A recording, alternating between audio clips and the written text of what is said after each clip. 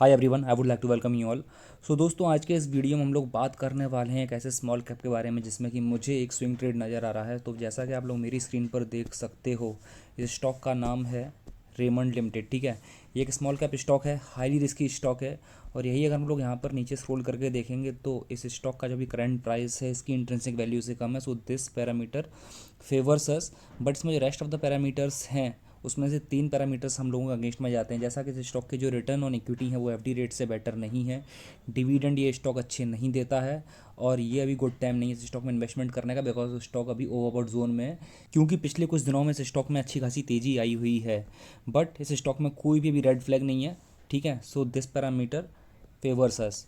यही अगर हम लोग यहाँ पे आकर के नीचे स्क्रॉल करेंगे तो फिर आप लोग देखोगे कि इस स्टॉक को जितने भी एनालिस्ट कवर करते हैं उसमें से 100% एनालिस्ट इसमें बाइंग रिकमेंडेशन देते हैं। दोस्तों, अब बात आती है इसमें प्राइस परफॉर्मेंस की, तो फिर आप लोग देखोगे कि ये स्टॉक ने पिछले एक वीक में अराउंड 11% रिटर्न्स दिए हुए हैं, पिछले एक महीने में अराउंड 22% अप है, पिछले 3 महीने में अराउंड 27% अप है, ईल्ड टू डेट में अराउंड ये 85% अप है, 1 ईयर में अराउंड 169% अप है, और पिछले 3 साल में 100% अप है। यही अगर हम लोग यहाँ पे स्क्रॉल करके नीचे देखेंगे तो फिर आप लोग यहाँ पर नोटिस करोगे कि इसमें जो लास्ट ट्रेडिंग सेशन है यस्टरडे का, वहाँ पर यहाँ पे जो है वहाँ पर इस स्टॉक में जो डिलीवरेबल वॉल्यूम है वो है अराउंड 37.25%, जो कि एक्सीलेंट है। ठीक है, 1 वीक एवरेज बहुत अच्छा है अराउंड 43% का, और 1 मंथ का एवरेज ही काफ़ी अच्छा है जो कि अराउंड 47%।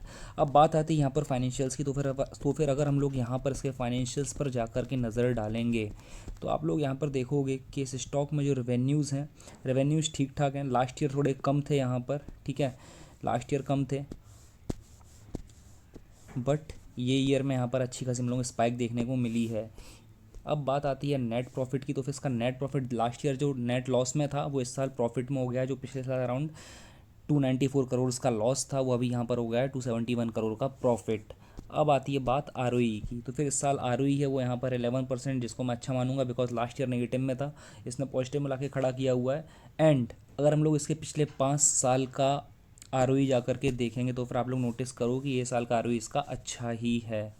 ठीक है, अब बात आती है डी रेशियो की, तो फिर अगर हम लोग यहाँ पर इसका डी रेशियो देखेंगे तो फिर वो है 0.88। सो गाइस, अगर हम लोग यहाँ पे स्क्रॉल करके अब नीचे आएंगे तो फिर आप लोग देखोगे कि यहाँ पर जो इसका शेयर होल्डिंग पैटर्न है, ठीक है, तो यहाँ पर जो प्रमोटर्स की होल्डिंग है वो है अभी यहाँ पर 49.16%, जो कि पिछले एक साल में कांस्टेंट ही है। बट यहाँ पर प्लेस्ड प्रमोटर होल्डिंग्स बढ़ गई हैं, अगर आप लोग यहाँ पर नोटिस करोगे। सो यहाँ पर प्लेस्ड प्रमोटर होल्डिंग्स बढ़ गई हैं, यहाँ पे जो गिरवी रखे हुए शेयर्स हैं वो अभी यहाँ पर 31.84% हैं। यही अगर हम लोग यहाँ पर यही अगर हम लोग यहाँ पर एफ का डेटा देखेंगे आकर के, तो फिर आप लोग यहाँ पर नोटिस करोगे कि यहाँ पर एफ की होल्डिंग्स हम लोग पिछले एक साल में बढ़ती हुई नज़र आई है, जो कि लास्ट ईयर हुआ करती थी यहाँ पर 8.63%, वो यहाँ पर हो गई है 14.18%। It's excellent. अब बात आती है डी की, अगर हम लोग यहाँ पर डी को देखोगे तो फिर डी लास्ट ईयर में ज़्यादा कुछ इसमें चेंज देखने को नहीं मिला है।